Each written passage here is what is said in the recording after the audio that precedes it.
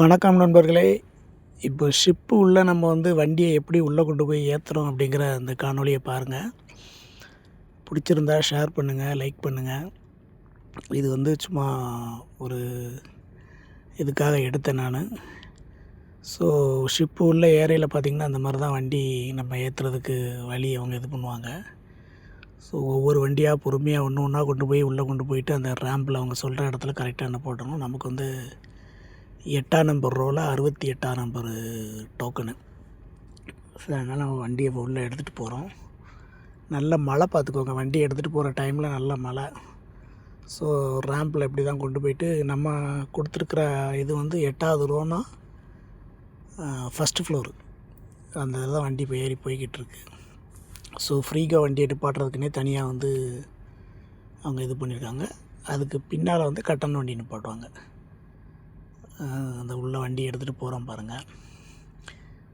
So first time கொண்டு போகையில் கொஞ்சம் ஒரு சின்ன ஒரு ஜர்க்காக தான் இருந்தது. பட்டு 2 டைமு போயிட்டு வந்துட்டேன். இது ஃபஸ்ட் டைம் போகையில் எடுத்த வீடியோ தான் அந்த வீடியோ பாருங்கள். ஸோ நம்மளை கைட் பண்ணுறதுக்கு சைடில் நின்றுட்டுருப்பாங்க ஆளுங்க. ரைட் சைடில் வண்டி வரணுமா, லெஃப்ட் சைடில் வரணுமா, ஸ்ட்ரெயிட்டாக வரணுமா அப்படிங்கிறத கைட் பண்ணுறதுக்கு ஆள் நிற்பாங்க. ஸோ அதையும் நீங்கள் இந்த இதில் பார்க்கலாம். அப்படியே உள்ளே போயிட்டு பொறுமையாக போயிட்டு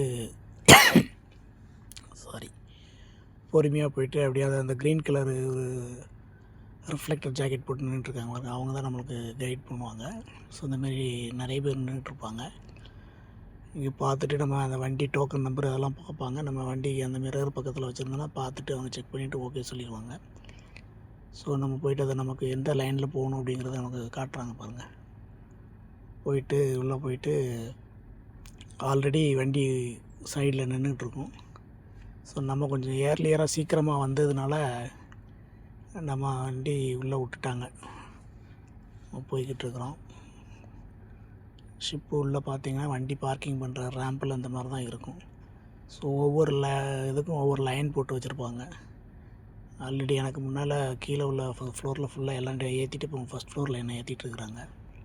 சைடில் வண்டி நிற்க பாருங்கள், அந்த சைடில் ரைட் சைடில் வண்டி நிற்கும் பாருங்கள்.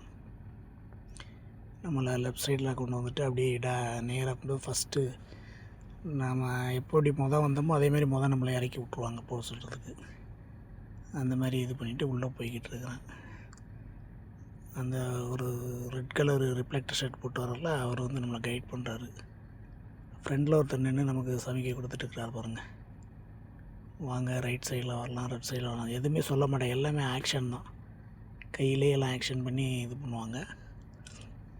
ஒரு வித்தியாசமான ஒரு த்ரில்லிங்கான அனுபவம் இருந்தது. என்ன சொல்கிறது, ஊரில் இருக்கையில் எனக்கு டிரைவர்ஸ்னாலே சுத்தமாக பிடிக்காது. பட் இன்றைக்கி என்னோடய ஜாப்பு டிரைவரு அப்படிங்கிற மாதிரி தான் இருக்குது. ஏன்னா தேவையில்லாமல் ஹாரன் பண்ணிவிட்டு தேவையில்லாமல் சண்டை போட்டுக்கிட்டு இது பண்ணிகிட்ருப்பாங்க. பட்டு இங்கே யூரோப்பில் வண்டி ஓட்டுறது பார்த்திங்கன்னா அவ்வளோ மரியாதை டிரைவருக்குன்னா செம ரெஸ்பெக்ட் கொடுப்பாங்க, ரொம்ப இது பண்ணுவாங்க. அது ஒரு பெரிய ஒரு இது.